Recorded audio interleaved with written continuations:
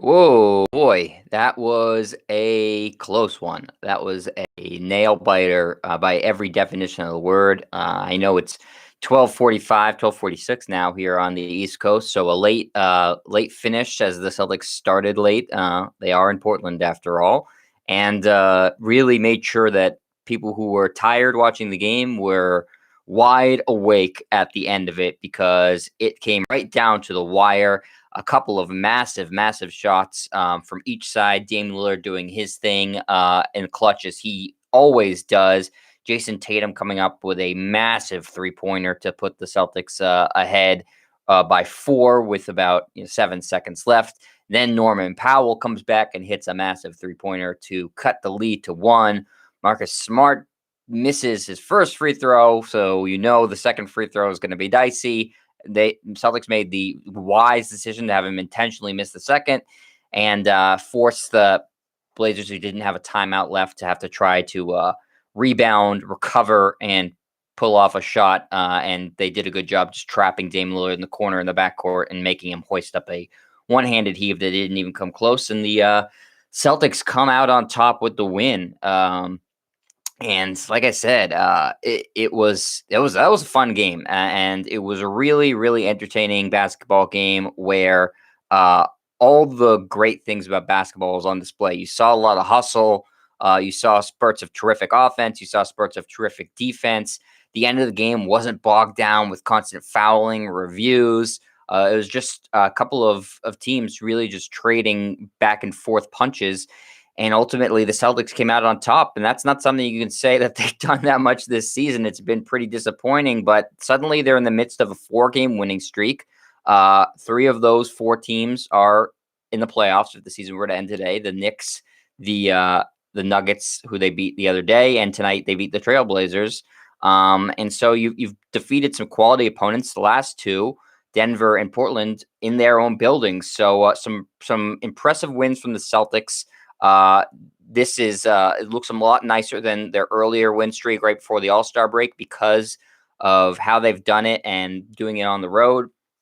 So it certainly looks like a different Celtics team. I'm not saying they are a different Celtics team. I'm saying right now they look like a different Celtics team.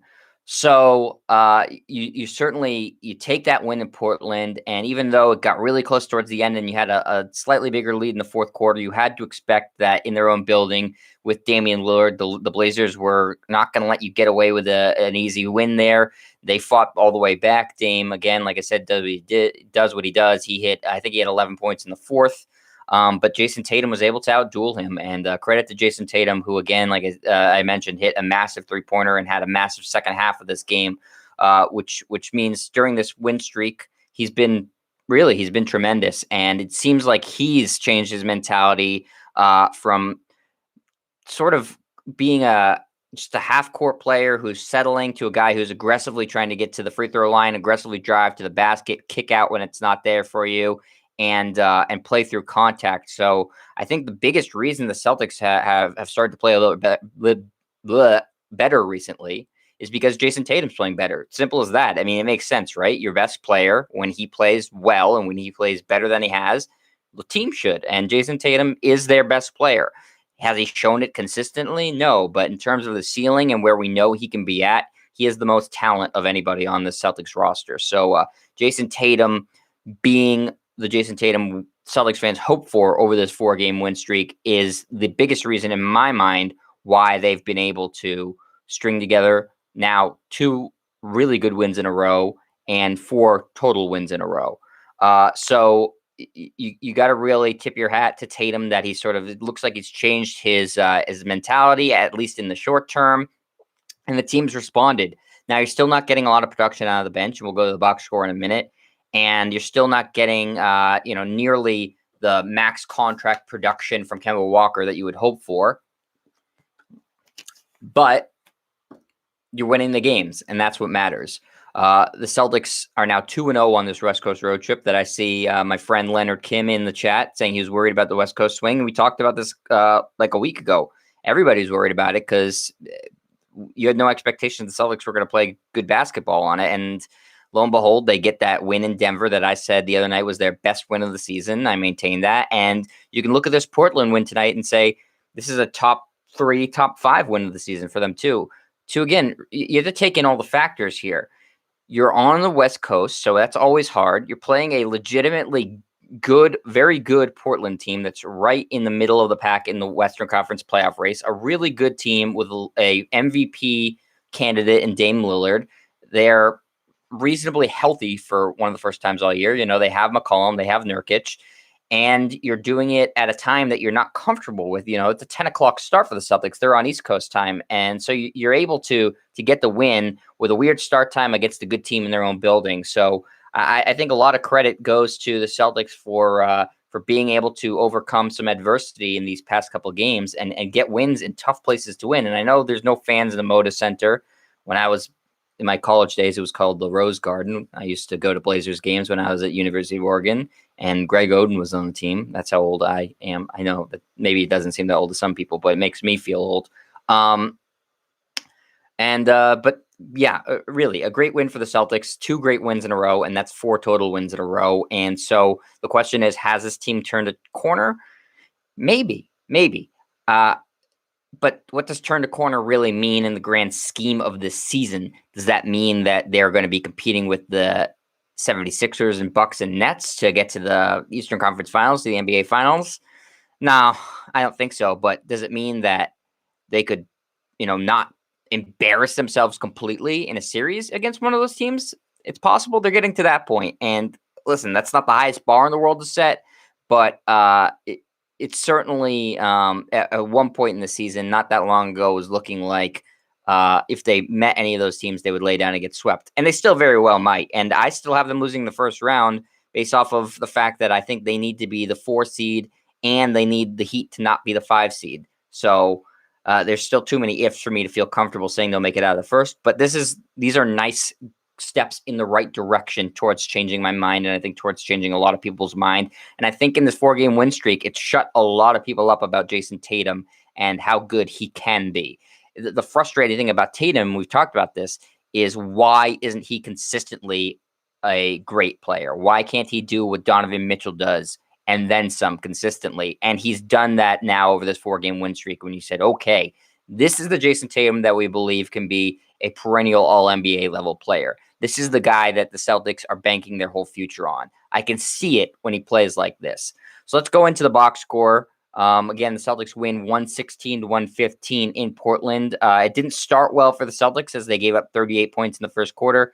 Their defense in the first quarter is awful, and the Blazers their offense in the first quarter happens to be great. So that wasn't going to be a good mix. Fortunately, the Celtics really ratcheted up the defense after that, giving up 22 points in the second, 27 in the third, and 28 in the fourth. So just that first quarter was a blip defensively for the Celtics. It was poor, and they really picked it up. So credit to them for making adjustments.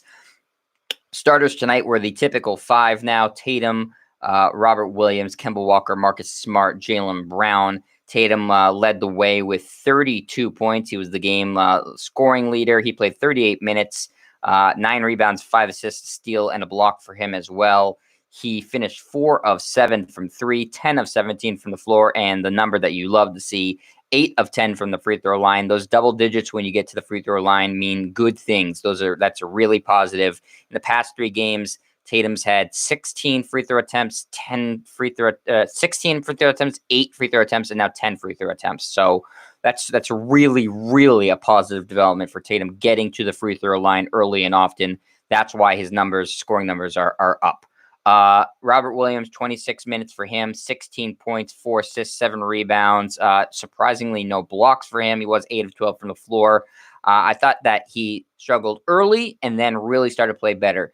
He's clearly their best option offensively, and he's their best rim protector, sometimes because he's still unpolished, makes the wrong rotation, or over-relies on his athleticism to compensate for blowing an assignment or letting somebody get past him. And it does sometimes work, but he did struggle a little bit early tonight. Granted, Nurkic is a horse. I mean, he's a huge dude, so not an easy matchup for Rob Williams, but he makes up for it when he doesn't play necessarily well defensively. then he'll pick it up offensively. Or if he's not picking it up offensively, plays well defensively. And that's what you like to see out of a young player, is that when he's not having his A-plus game one way or the other, he finds other ways to contribute. And Rob Williams, 16 points tonight. That's an excellent offensive contribution from him, and he's starting to find a lot of chemistry with the other starters.